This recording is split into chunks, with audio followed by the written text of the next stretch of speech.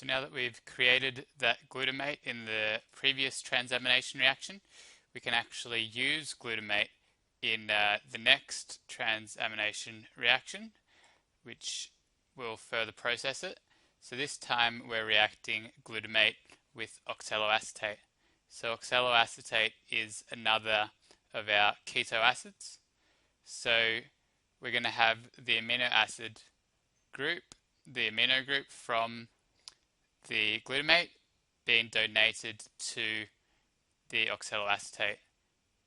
So that's what we can see here. Glutamate will lose the NH2 group, and that's transferred onto oxaloacetate. So when oxaloacetate gains the NH2 group, it actually will turn into aspartate. So that's one of our keto acid amino acid pairs. So the only difference between aspartate and oxaloacetate is the NH2 group, and when oxaloacetate gains the amino group from glutamate, then it turns into the amino acid form, which is aspartate. And we can see what happened to glutamate as well. Because it lost the NH2 group, it's now reverted back to its keto acid form, which is alpha-ketoglutarate. So this alpha-ketoglutarate could actually be used in another one of these other transamination reactions where we're taking the amino group off another type of amino acid. So the main product that we're interested in from this reaction is aspartate, because we actually use aspartate in the urea cycle. So we make our aspartate using this transamination reaction, so we can use it in the urea cycle. So there's another way that our glutamate can be used. It's not just used in this second transamination reaction. It can instead undergo another process called oxidative deamination. And in that process, instead of transferring the amino group to another component in terms of a keto acid, the glutamate will actually lose the amino group, NH2, in the form of NH4+. So we're going to actually gain another couple of hydrogens here, and what we're going to have is the ammonium ion. And the ammonium ion is another component that feeds into the urea cycle. So we need to be performing both the oxidative deamination reaction and also the second transamination reaction to create aspartate, because they're both creating these compounds that we need for the urea cycle. So essentially, we use our glutamate and aspartate as sources of nitrogen, or sources of the amino group, to enter the urea cycle. And we will be removing the nitrogen from glutamate and aspartate during the urea cycle. So we've seen already how we can remove the nitrogen from the glutamate, so we're transferring it onto aspartate, and also we can use glutamate to produce our ammonium ion, which feeds into the urea cycle. So I'll show you where aspartate's amino group fits into creating the urea a little bit later on. So here we can see a summary of this the first transamination reaction.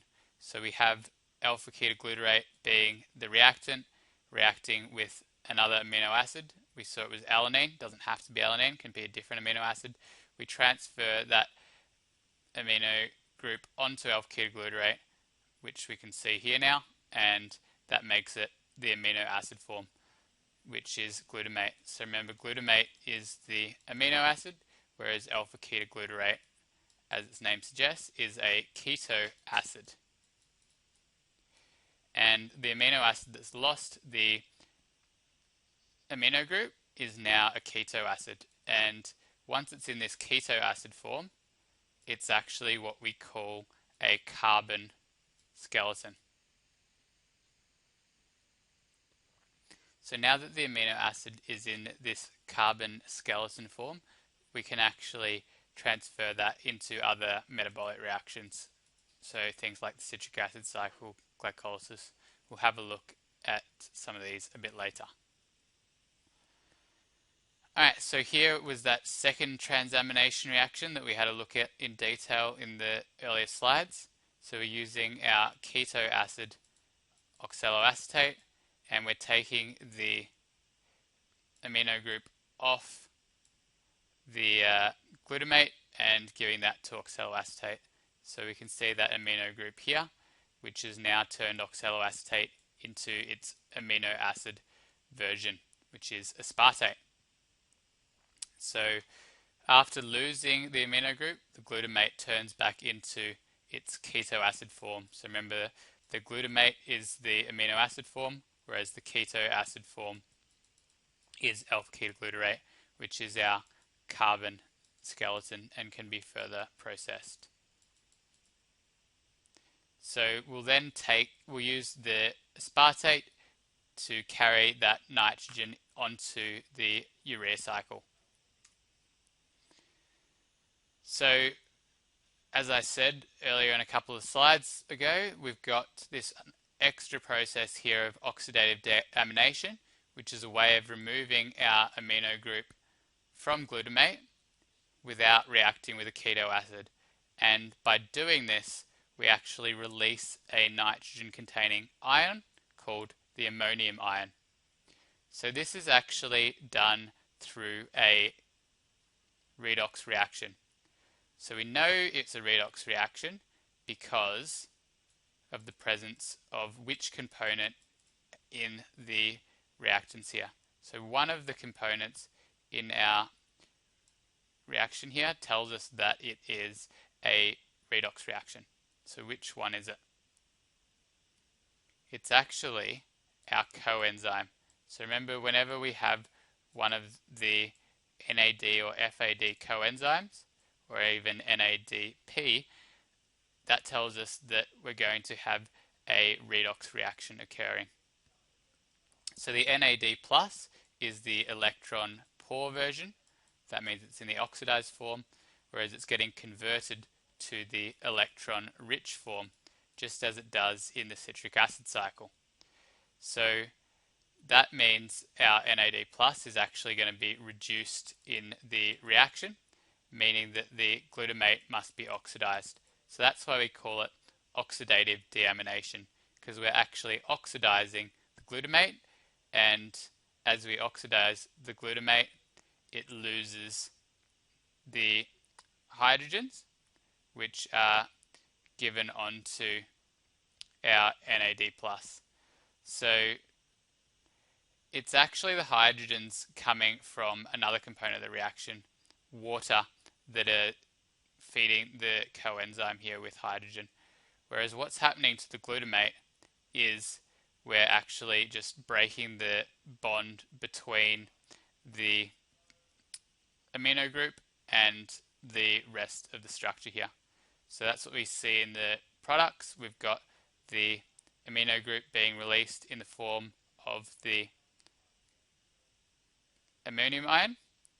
We use the oxygen from water to contribute the oxygen onto our compound here to convert it to the keto acid form, which is alpha-ketoglutarate, and also hydrogens from water are used to create our electron-rich coenzyme. So it's a little bit tricky to see exactly what's going on here, but the take-home messages are: we release the ammonium ion by removing the amino group from glutamate, and in doing this we turn glutamate into its keto acid form. Another byproduct of the reaction is the formation of our electron-rich coenzyme. So oxidative deamination occurs in the liver and the kidney mitochondria. So we'll be using the ammonium ion produced in these reactions in the urea cycle, which occurs in the liver cells. So now we can have a look at where some of these reactions fit into the overview of protein metabolism. So we talked right at the start about how the proteins have to be broken down into individual amino acids through using our protease enzymes in the stomach and the small intestine to be absorbed through the small intestine into the bloodstream. So we looked at our transamination reactions, which are essentially able to convert an amino acid into a keto acid. So amino acid Y becomes keto acid Y by giving away its amino group, whereas keto acid X becomes amino acid X by accepting that amino group that was given away by amino acid Y. So we've had a look at some examples of these transamination reactions. So we saw where we can actually take the amino group off an amino acid, put it onto our alpha-ketoglutarate to create our glutamate compound.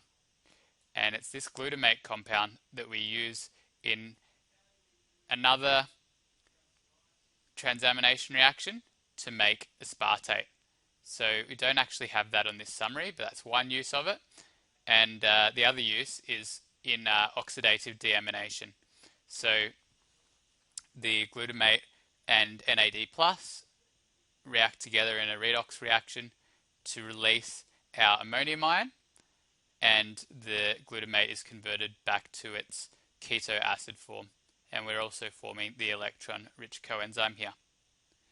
So the resulting keto acids that are released from our transamination and oxidative deamination reactions can be used in different metabolic reactions, including aerobic respiration.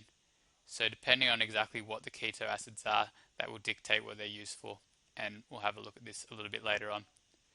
So we're now going to talk about the urea cycle, which uses a few of the components that we've already talked about how they're created. We'll use the ammonium ion that we get from our oxidative deamination of glutamate, and we'll also use the aspartate that we created in transamination reaction, although it's not in the starting products here. But ultimately, what we're doing in the urea cycle is making urea, which is our nitrogen-rich compound that we can remove through the urine. So this is our way of removing the nitrogen from the body that is in our amino acids. So remember, we can't have too many amino acids in the body because too much nitrogen is actually toxic to the human body.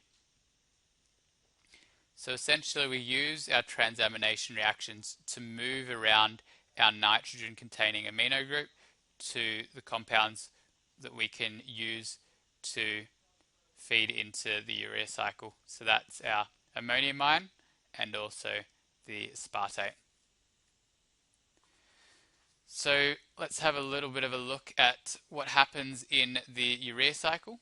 So here is the structure of urea. It actually contains two nitrogen groups. So we can actually remove two nitrogens every time we remove a urea compound. So the urea cycle is a sequence of biochemical reactions which eventually leads to the creation of urea.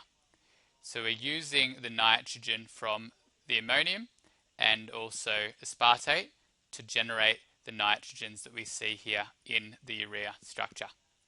So we get the NH4 plus from the oxidative deamination of glutamate,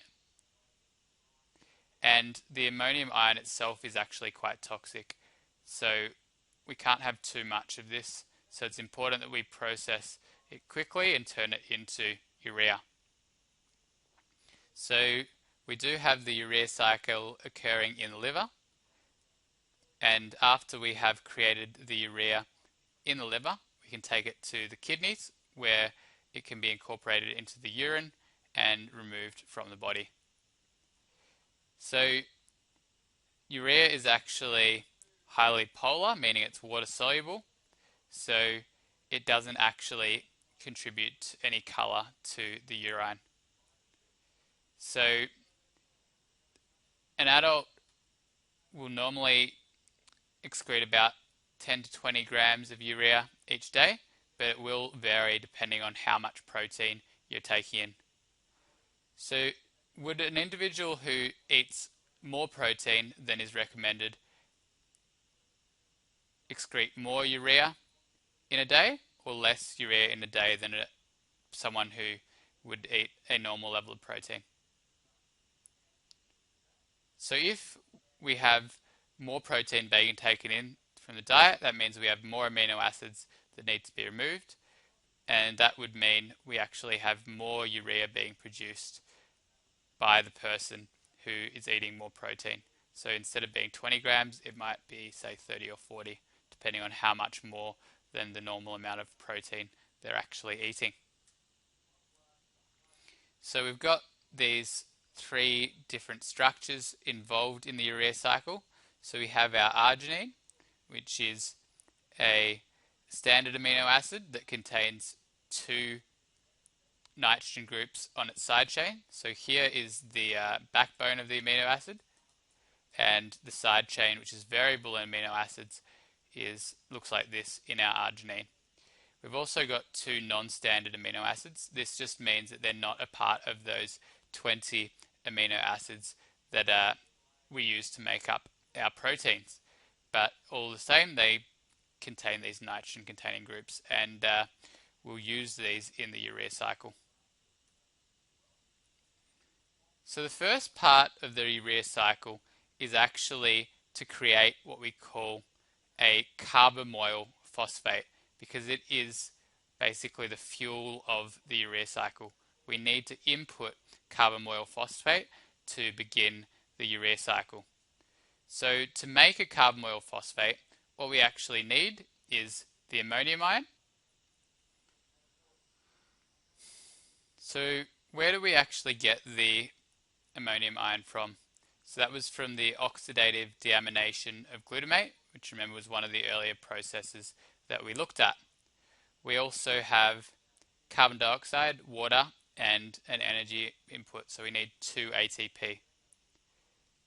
So the reason we actually need our 2 ATP is one of them is actually required to contribute a phosphate onto our carbamoyl phosphate, and we also need the energy from breaking these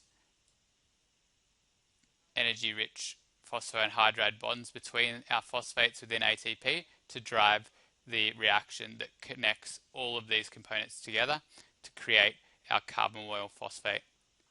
So this reaction actually occurs inside the matrix of the mitochondria. So we'll see that some of the reactions within the urea cycle actually take place in the mitochondrial matrix, and others take place in the cytosol of the cell. So we'll need a way to actually move through the inner mitochondrial membrane, and I'll show you how that works in a few slides' time. But essentially, the formation of our carbamoyl phosphate can be summarized in the reaction below. So we've got our ammonium ion coming from the oxidative deamination of the glutamate, combining with the carbon dioxide and water in the presence of ATP. So we get the connection of these components in the form of a carbamoyl phosphate. And we're also getting a phosphate from our ATP to combine with these. So here we can see the structure of the carbamoyl phosphate. We've got the phosphate attached here to the carbon dioxide, which is this part here. And we've also got the amino group. So we've actually expelled some of the H+. But the important thing is that our carbamoyl phosphate contains parts of each of these components, and we've got our phosphate attached here. So remember, the carbamoyl phosphate is actually the fuel of the urea cycle. So to begin the urea cycle, we first need to make the carbamoyl phosphate.